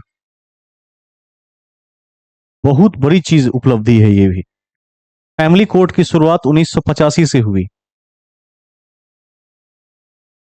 1985 से हुई, 1985 से हुई। इसको ध्यान से समझिए, फैमिली कोर्ट की शुरुआत 1985 से हुई। क्योंकि आप देख सकते हैं कि भारत आज उभरता हुआ देश है, वैसे विकास तो अभी पूरा नहीं हुआ है, ग्रामीण क्षेत्र बहुत पीछे है, और भारत की आत्मा गांव में ही बसती है। यदि आप में से कोई व्यक्ति अपने गांव से बाहर निकला हो और कहीं विकसित जगह पर रहकर आया हो, तो फिर आपको अपना जो क्षेत्र है, उस क्षेत्र में क्या क्या कमियां हैं, वो बहुत ठीक ठीक दिखने लगती है। जब तक हम अपने क्षेत्र में होते हैं तो अपने क्षेत्र की कमियां उतनी बड़ी नहीं दिखती है, कैसे दिखे, लेकिन जब दूर से देखते हैं तब वो कमियां ठीक से दिखाई पड़ती है। जैसे जेंडर के मामले में जो अबराबरी है, असमानता है, वो दिखता है। शिक्षा के मामले में जो इनइक्वलिटी है वो दिखता है, छुआछूत दिखता है, हमें पैट्रियार्की दिखती है, जबरदस्त पैट्रियार्की है आज भी। तो एक तरफ ये समस्याएं सदियों से हैं और इनको उखाड़ना इतना भी सहज नहीं है। एक ही तरीका है कि दोनों जेंडर्स को इक्वलिटी देते हुए ठीक शिक्षा मिल जाए, सही वाली शिक्षा। सही शिक्षा का मतलब क्या होता है? तो एक शिक्षा होती है कि तथ्यों का ज्ञान हो गया, और एक होती है व्यवहारिक शिक्षा, कि आप दुनियादारी की ठीक समझ रखने लगते हैं। अब अपनी शिक्षा या ज्ञान को आप विश्व के व्यवहारिकता से जोड़ पाते हैं, वो एक अलग लेवल की शिक्षा है। तो इसका एक रास्ता ये बचता है। लेकिन अब एक दूसरा पक्ष भी है, वो क्या है? बड़ा कटु पक्ष है। पूरे भारत की बात ही नहीं बल्कि मैं पूरी दुनिया की बात करता हूं। पूरे विश्व में जहां जहां पर इस तरह की असमानता रही, जहां पुरुष आगे था महिलाएं बहुत पीछे थी, या पुरुष आगे था महिलाएं पीछे तो थी लेकिन दोनों बहुत पीछे थे। इस ये भी तो हो सकता है कि भले ही पुरुष महिला से थोड़ा आगे रहा हो, लेकिन कम्पैक्ट रूप से, कंबाइंड रूप से दोनों बहुत पीछे थे। शिक्षा दीक्षा का कोई अता पता नहीं था। तो ऐसे जगहों पर जब शैक्षिक क्रांति आई, जब शिक्षा व्यवस्था का प्रचार प्रसार हुआ, तो एक बात ध्यान रखिएगा, शिक्षा क्या करती है? दीवारों को तोड़ती है और व्यक्ति को, दीवारों में कैद व्यक्ति को बाहर लाने का प्रयास करती है, उसको इंडिपेंडेंट बनाती है। अब स्वतंत्रता के साथ एक बड़ी समस्या है। जो व्यक्ति शुरू से उस माहौल में ढला है, जिस माहौल में उसको स्वतंत्रता और स्वच्छंदता के बीच का अंतर पता है, वो तो ठीक ठाक आगे बढ़ जाता है, बैलेंस करते हुए अपने आप को आगे बढ़ जाता है। लेकिन जिस व्यक्ति को स्वतंत्रता और स्वच्छंदता का अंतर नहीं पता, वो बावला हो जाता है, पागल सा करने लगता है। और यह महिला पुरुष दोनों पर लागू होता है। और आप देखिएगा, इसका परिणाम ये होता है कि मान लीजिए एक गांव की कोई लड़की, जिसके कई पिछले पीढ़ी के महिलाओं ने शिक्षा ग्रहण नहीं की थी, यदि उसने शिक्षा ग्रहण कर लिया और अधूरी शिक्षा पाली, बीच में लटक गई है, तो उसको ऐसा एहसास होने लगता है कई बार कि मैं ही जो हूं वो हूं। और ये उस लड़के के साथ भी हो सकता है जिसके पीढ़ी में किसी ने ठीक से शिक्षा प्राप्त नहीं की, वो फूला नहीं समाता है, ठीक है, जबकि वो बहुत लघु स्तर पर होता है। लेकिन चूंकि अपने खानदान का वो पहला व्यक्ति है 10वीं पास करने वाला, पचा नहीं पा रहा है उस चीज को, और फिर वो कुछ ऐसी हरकतें करना शुरू करता है जो हरकतें उसे बहुत पीछे लेके चली जाती है। कई बार वो क्या करता है, उसको लगता है कि अरे अब तो पढ़ लिख लिया है, तो अब गाड़ी को रोड के बाईं नहीं दाईं ओर भी चला सकते हैं। कई बार वो क्या करेगा, सिगरेट लेकर सड़क पर धुआं उड़ा रहा है और कहेगा आर्टिकल 21 पढ़ लिया था, जीवन के स्वतंत्रता का उल्लेख है और वही पालन कर रहा हूं। तो क्या होता है, पढ़ तो लिया था लेकिन एक लाइन पढ़ा था, बाकी 5 लाइनें उसकी नहीं पढ़ी थी। एक और समस्या आती है कंपैटिबिलिटी की, जो विवाह में आती है। वो समस्या क्या है कि जब दोनों जेंडर्स ने ठीक ठीक पढ़ लिया है, बराबर लेवल में है, तो एक कोई जेंडर ऐसा होता है जो बहुत समझदार होता है और एक होता है महामूर्ख। तो उसमें होता क्या है, जो नया नया उभरा होता है या जिसके पास दुनियादारी की कम समझ डेवलप हो गई होती है, जिसका व्यवहारिक हिस्सा दोनों जेंडर में से किसी का डेवलप नहीं होता है, वो क्या कहेगा, खास करके महिलाओं की तरफ से आजकल ज्यादा देखने को मिल रहा है, एक जमाने में पुरुषों की तरफ से ज्यादा देखने को मिलता था। उसमें क्या होता है कि मैं यह काम क्यों करूंगी, यह काम तुम्हें करना पड़ेगा। अब दूसरा जेंडर कहता है कि नहीं, हमने 20 पीढ़ियों से नहीं किया, मैं क्यों करूंगा। एक बात। दूसरी बात, माने अधिकार को लेकर पहली लड़ाई है। दूसरी लड़ाई है ईगो की सर्वोच्चता को लेकर, कि मेरा महत्व ज्यादा, वो कहेगा मेरा महत्व ज्यादा है। ऐसे मामलों में क्या होता है, एक तो विवाह लोग लेट से करते हैं, और विवाह लेट से करने का एक सबसे बड़ा गर्व फायदा क्या है, यदि वो विवाह आजकल अरेंज मैरिज सिस्टम का है, तो उसके सफल और विफल होने की संभावना लगभग 65-35 की है। 65% संभावना है कि वो विफल हो जाएगा, 35% संभावना है कि वो सफल हो जाएगा। क्योंकि जिस उम्र में आज के भारतीय युवा विवाह कर रहे हैं, वो उम्र कम से कम 25 से ज्यादा जरूर है पढ़े लिखे समाज में। 25 साल में तो आदमी क्लर्क नहीं बन पा रहा है, यहाँ पर तैयारी कर रहा है। 25 साल तो मैंने बहुत कम कहा, 30 साल में भी व्यक्ति तैयारी कर रहा है, 35 साल में भी तैयारी कर रहा है। तो इस स्थिति में क्या होता है, इस प्रकार जो अरेंज मैरिज सिस्टम है वो फ्लॉप साबित हो रहा है। पहले ऐसा नहीं था। पहले नौकरी प्राप्ति को लेकर लोग सजग भी नहीं थे इतना ज्यादा, आवश्यकता भी नहीं समझते थे, न इतना अवेयरनेस था। तो 18 साल से कम में या 14-15 साल के आसपास विवाह हो गया। भले सरकारी तौर पर वो विवाह इलीगल था, लेकिन केमिस्ट्री कंपैटिबिलिटी के तौर पर बड़ा लीगल था, क्योंकि ढलते ढलते एक दूसरे को समझ लिया करते थे और बाद में जीवन ठीक चलता था। ये ईगो प्रॉब्लम नहीं आ रही थी। तो 1985 तक ऐसा देखा गया कि देश में वही स्थिति वैवाहिक संबंधों को लेकर हो रही थी, या फिर माता पिता को रखने को लेकर हो रही थी, वो भी समस्या आ गई। अब जब ही क्या होगा, संबंध बैलेंस नहीं होंगे, तो घर में क्या होगा, एकल परिवार का कंसेप्ट आ जाएगा। तब फिर क्या होगा, 2 या 3 या 4 भाई है, कोई माता पिता को रखना ही नहीं चाहेगा, सब एक दूसरे के बल पर धकेल दिया करेंगे उसे, लेकिन मैं क्यों रखूंगा, तुम देखो। तो अंत में कोर्ट को इसमें दखल देना पड़ा, और न्यायपालिका ने देखा कि जो हमारा पौराणिक ढर्रा है काम करने का, उसमें तो यदि कोई दंपत्ति केस भी करे, चाहे तलाक को लेकर केस करे या फिर माता पिता को रखने या न रखने को लेकर केस कर दे, ऐसे मामलों में तो जब तक फैसला आएगा तब तक या तो तलाक वाला मुद्दा क्या होगा, कई विवाहों में बदल गया होगा, या माता पिता वाले मुद्दा में क्या होगा, माता पिता दुनिया छोड़ चुके होंगे, न्याय नहीं मिलेगा। तो इसी को आलोक में रखते हुए फैमिली कोर्ट बनाया गया। और आजकल आप देखेंगे कि लोअर से लोअर कोर्ट लेवल पर, यानी अनुमंडल स्तर के जो कोर्ट हैं, वहां भी फैमिली कोर्ट का ब्रांच होता है। क्यों रखा गया? जैसे कि विवाह करने का मामला है, आप देखते हैं कि आजकल अंतरजातीय विवाह होते ही गोली मार दिया जाता है कई बार। इस तरह की स्थिति देखने को आती है, जबकि संविधान सीधा कहता है कि किसी भी व्यक्ति के पास ये अधिकार है कि वो किसी नागरिक से विवाह कर सकता है। संविधान पूरी ताकत के साथ यहाँ खड़ा है। वो सीधा सीधा कह रहा है कि जो इसमें चुनौती देगा उसको फांसी की सजा देंगे आगे चलकर। लोग मानने को तैयार नहीं है। जो व्यक्ति गोली चला देता है, उसके समाज के लोग उसके सपोर्ट में आ जाते हैं। तो ऐसे मामलों से बचने के लिए फैमिली कोर्ट है, वहां शरण लेते हैं, वहां से प्रोटेक्शन मिलता है। माता पिता को घर से भगा देने का मामला हो, यहाँ भी फैमिली कोर्ट महत्वपूर्ण है। तलाक से संबंधित मामला हो या कोई बड़ा विवाद हो, तो यहाँ भी फैमिली कोर्ट महत्वपूर्ण है। क्योंकि तलाक के बाद यदि बच्चे हैं, उन बच्चों का प्रतिपालन कौन करेगा, एक बड़ी चुनौती बन जाती है। बच्चे लावारिस हो जाते हैं। ऐसे बच्चों की संख्या जिस देश में बढ़ जाती है, वहां बच्चे बागी किस्म के हो जाते हैं, देशद्रोही हो जाते हैं। उनके अंदर इतनी विद्रोह की भावना भरी होती है कि यदि कोई हल्का सा भी माइंड वॉश कर दे, तो देश के अगेंस्ट जाकर बंदूक उठा लेंगे और किसी संगठन में ऐसी जगह शामिल हो जाएंगे जो केवल मानव हत्या में यकीन रखता है। तो फैमिली कोर्ट जैसी अवधारणा भी इसका एक बड़ा हिस्सा है। आगे लिखिए, कोलेजियम प्रणाली के कारण न्यायालय में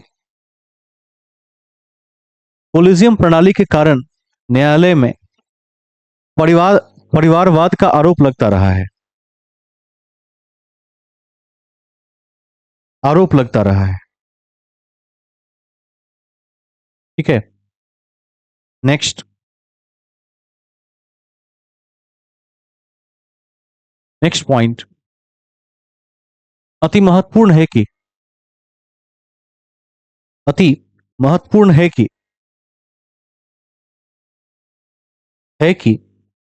न्यायाधीशों को हटाने के लिए न्यायाधीशों को हटाने के लिए संसद के प्रस्ताव में संसद के प्रस्ताव में लोकसभा के 100 सदस्य और राज्यसभा के 50 सदस्य का हस्ताक्षर होना चाहिए। न्यायाधीशों को हटाने के लिए संसद के प्रस्ताव में लोकसभा के 100 सदस्य और राज्यसभा के 50 सदस्यों का हस्ताक्षर होना चाहिए। हस्ताक्षर होना चाहिए। ठीक है, आगे बढ़ते हैं। होना चाहिए। स्टार देकर लिखिए कोलेजियम। कोलेजियम प्रणाली और तीर का चिन्ह। तीर का चिन्ह लिखिए, यह न्यायाधीशों का एक समूह है। यह न्यायाधीशों का एक समूह है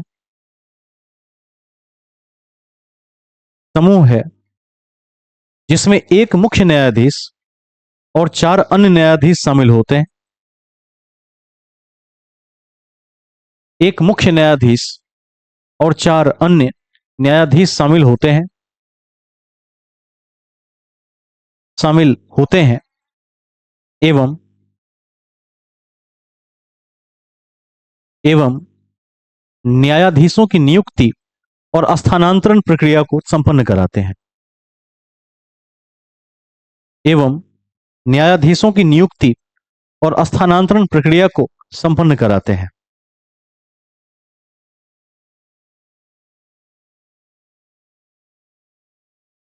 नेक्स्ट पॉइंट,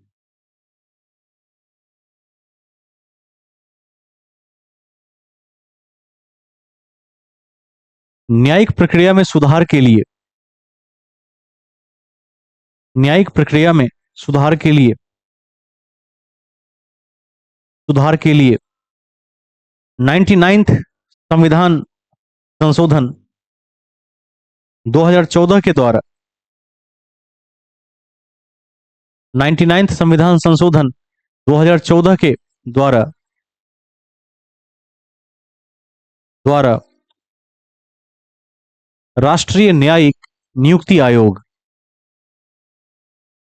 राष्ट्रीय न्यायिक नियुक्ति आयोग की स्थापना की गई।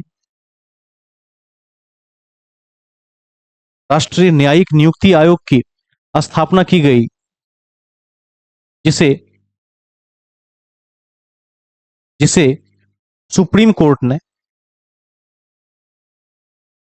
जिसे सुप्रीम कोर्ट ने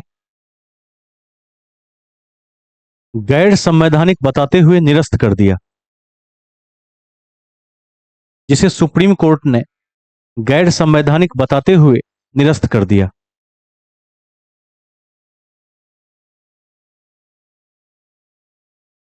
निरस्त कर दिया। यहां तक था भाग 2, पार्ट 2। अब लिखिए हेडिंग में भाग 3, पार्ट 3।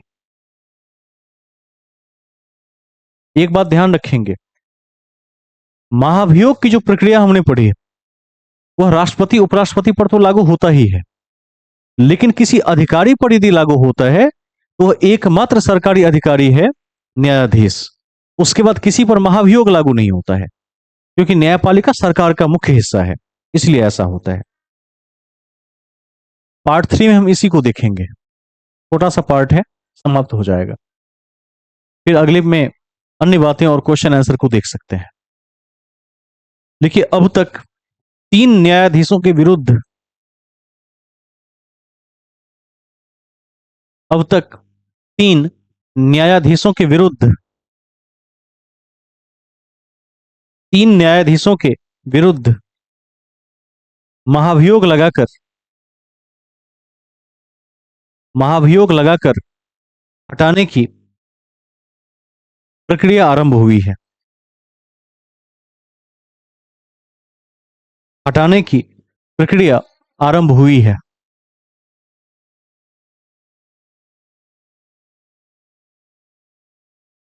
पहला, रामास्वामी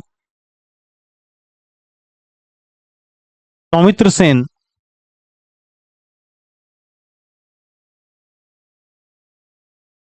सौमित्र सेन और तीसरा दिनाकरन दिनाकरन रामास्वामी, सौमित्र सेन और दिनाकरन।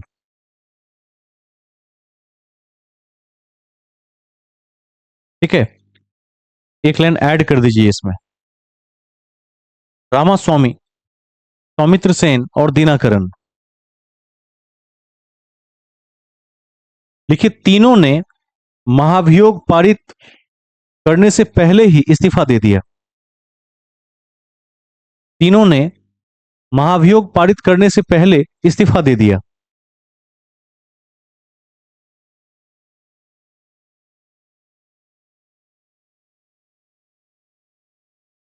इस्तीफा दे दिया। नेक्स्ट पॉइंट, सुप्रीम कोर्ट के पहले मुख्य न्यायाधीश एच.जे. कानिया थे, अति महत्वपूर्ण है।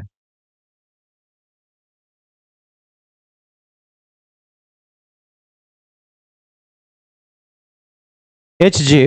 कानिया थे, ये आजादी के बाद वाले हैं।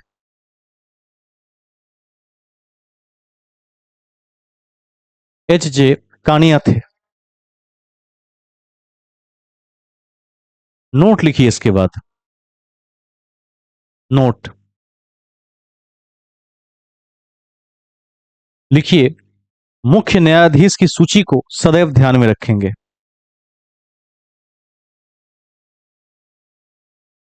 मुख्य न्यायाधीश की सूची को सदैव ध्यान में रखेंगे।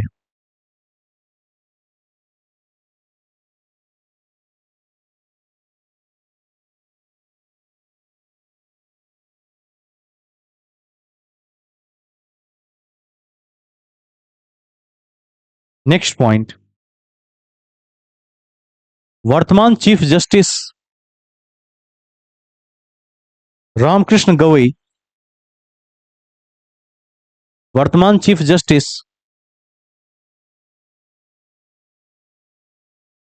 रामकृष्ण गवई भारत के 52वें चीफ जस्टिस हैं। भारत के 52वें 52nd चीफ जस्टिस हैं। चीफ जस्टिस हैं। नेक्स्ट,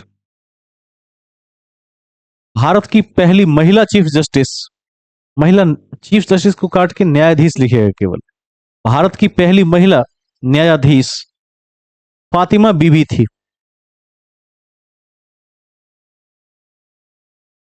भारत की पहली महिला न्यायाधीश फातिमा बीबी थी।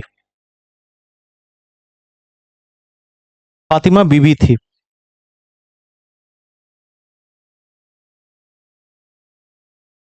फातिमा बीबी थी। एक बात ध्यान रखना है, कई ऐसे राज्य हैं जिसकी राजधानी में उसका हाईकोर्ट नहीं है, किसी और जगह पर है उस राज्य में, उसको विशेष रूप से ध्यान रखना है। स्टार देकर लिखिए, कई ऐसे राज्य हैं जिनके मुख्यालय में उनका हाईकोर्ट नहीं है।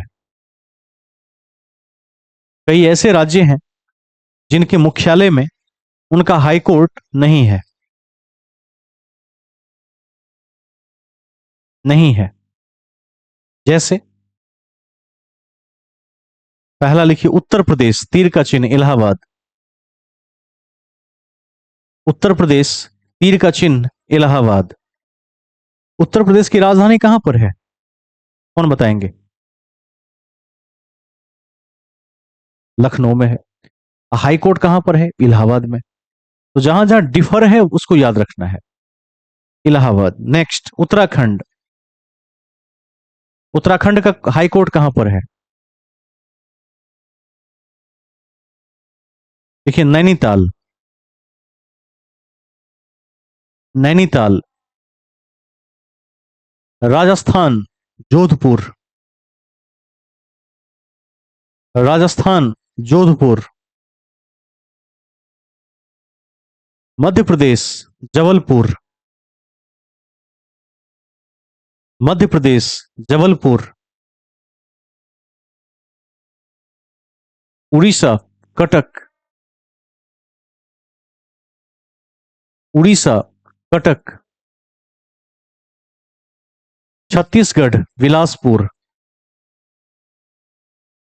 छत्तीसगढ़, बिलासपुर। केरल, एर्नाकुलम। केरल, एर्नाकुलम। और असम, गुवाहाटी।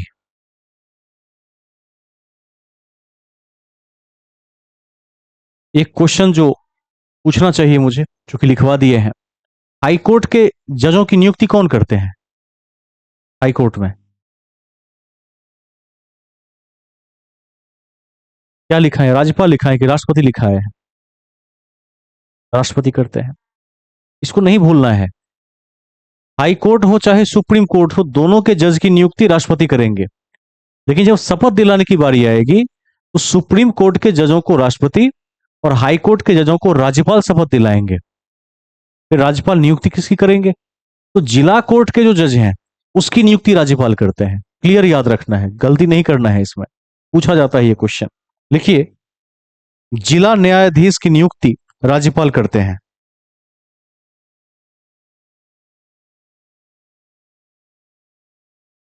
जिला न्यायाधीश की नियुक्ति राज्यपाल करते हैं।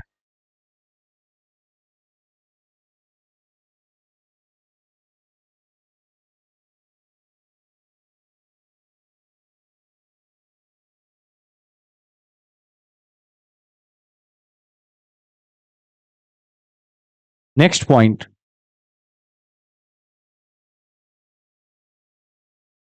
नेक्स्ट पॉइंट में लिखिए, न्यायालय के अधिकारिता में, जुरिस्डिक्शन में संशोधन संसद कर सकता है। न्यायालय के अधिकारिता में, न्यायालय के अधिकारिता में ब्रैकेट में जुरिस्डिक्शन में संशोधन संसद कर सकता है।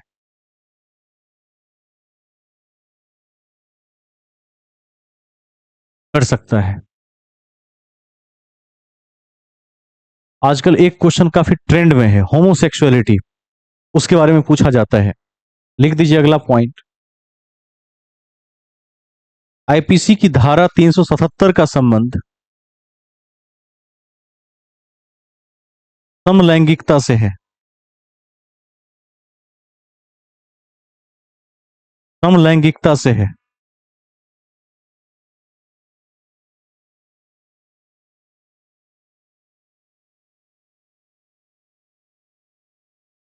HOMO, homosexuality.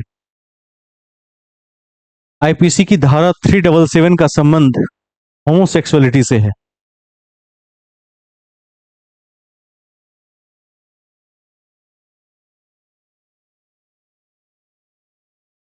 ठीक है। इस पर विवाद कब हुआ था? 2013 में, जब दिल्ली हाईकोर्ट ने कहा कि समलैंगिकता भारत में अपराध नहीं है। लेकिन इस फैसले को बाद में फिर से सुप्रीम कोर्ट ने पलट के रख दिया था। इसको नोट में लिख दीजिए। पहली बार ये 2009 में हुआ था ऐसा, 13 में पलटा गया था, इसको ध्यान रखिएगा। पहली बार 2009 में दिल्ली हाईकोर्ट ने, पहली बार 2009 में दिल्ली हाईकोर्ट ने समलैंगिकता को अपराध नहीं माना। समलैंगिकता को अपराध नहीं माना। लेकिन लेकिन इस फैसले को पहली बार 2009 में समलैंगिकता को दिल्ली हाईकोर्ट ने अपराध नहीं माना, लेकिन इस फैसले को 2013 में सुप्रीम कोर्ट ने पलट दिया।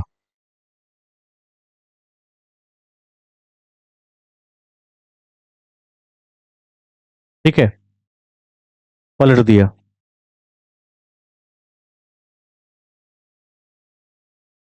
स्टार देकर हेडिंग बनाइए, जजों की सेवानिवृत्ति की आयु। जजों के सेवानिवृत्ति की आयु।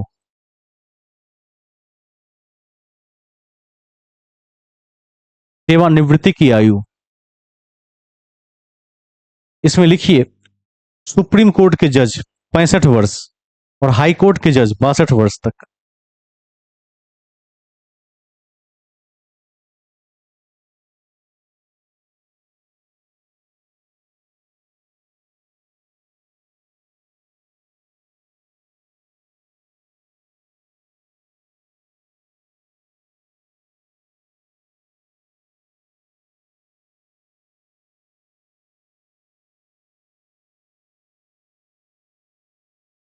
नेक्स्ट पॉइंट, आर्टिकल 227 227 का संबंध। आर्टिकल 227 का संबंध हाई कोर्ट के अधीक्षण से है।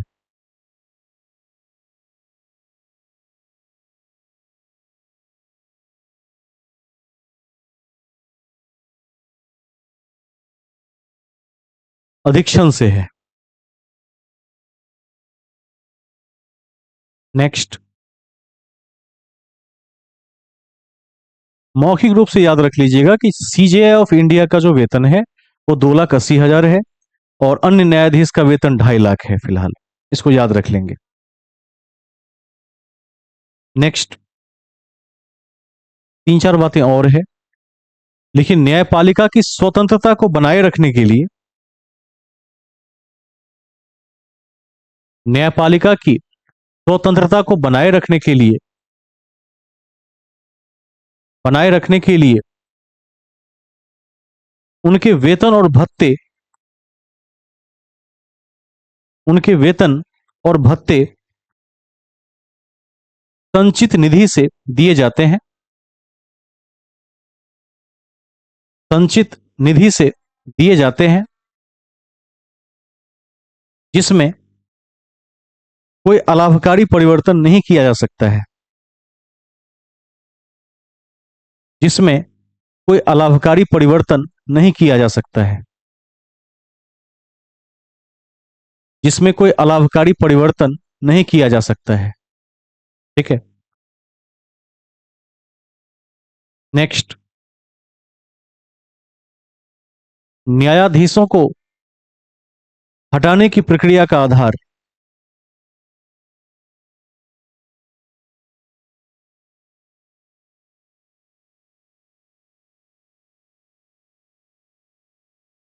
न्यायाधीशों को हटाने की प्रक्रिया का आधार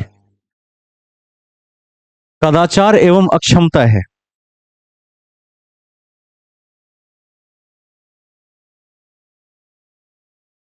कदाचार एवं अक्षमता है। अक्षमता है। नेक्स्ट पॉइंट,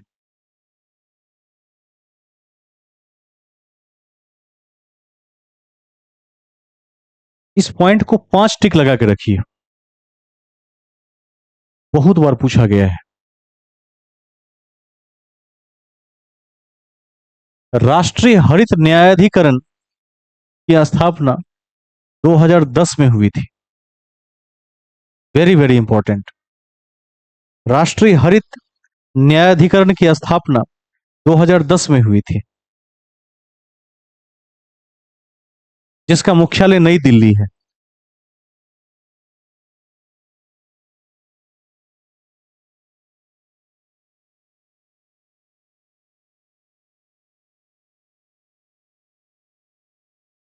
इसके वर्तमान अध्यक्ष न्यायमूर्ति प्रकाश श्रीवास्तव हैं।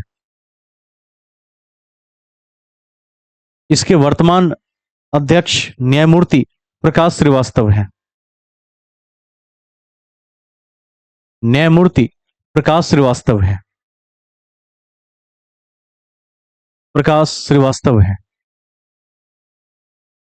ठीक है। मुख्यालय कहां पर है? नई दिल्ली में है। बीपीएससी के परीक्षाओं का क्वेश्चन बैंक देखिएगा, अलग अलग भर्तियों में एनजीटी हर बार पूछता है, लगभग मुख्यालय पूछता है, कई बार अध्यक्ष पूछता है। इस सब को ध्यान में रखेंगे। नेक्स्ट, भारत का पहला कॉमर्शियल कोर्ट नई दिल्ली में स्थापित किया गया 2015। भारत का पहला कॉमर्शियल कोर्ट नई दिल्ली में स्थापित किया गया, ब्रैकेट में 2015।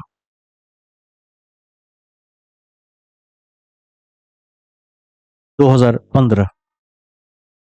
आज आप इस तथ्य को एक बार ठीक से पढ़ लेंगे और अपनी कॉपी पर इंटीग्रेटेड प्रयास बनाए रखेंगे तैयारी का। हर सेक्शन में आपकी पकड़ अच्छी होनी चाहिए। इतिहास के 3 बड़े सेक्शन आपने खत्म किए हैं, जो जीएस का अकेला 40% है, उस पर मास्टरी करके रखेंगे। पॉलिटी में जो सेक्शन पढ़ाई हो चुके हैं उसमें कुशाग्रता के साथ पकड़ रखेंगे। कल हम न्यायपालिका में एक और पार्ट आपके सामने लाएंगे, जिसमें ज्यादा क्लास व्याख्या की क्लास है, समझने वाली क्लास है। खास करके पीआईएल से जुड़े हुए मुद्दे, या फिर अमेरिका और भारत के न्यायपालिका में क्या संबंध है, अथवा न्यायपालिका की वर्तमान चुनौतियां क्या है, अथवा बूस्टर फैक्ट्स को देखेंगे, साथ में प्रश्न उत्तर सीरीज को देखेंगे। तो कल की 1-1.25 घंटे की क्लास में हम इस चैप्टर को विराम दे सकते हैं और संविधान का एक बहुत बड़ा खंड हम कल समाप्त कर सकते हैं। इन्हीं शब्दों के साथ कक्षा की समाप्ति की मैं घोषणा करता हूं। शुभ रात्रि, सभी का धन्यवाद।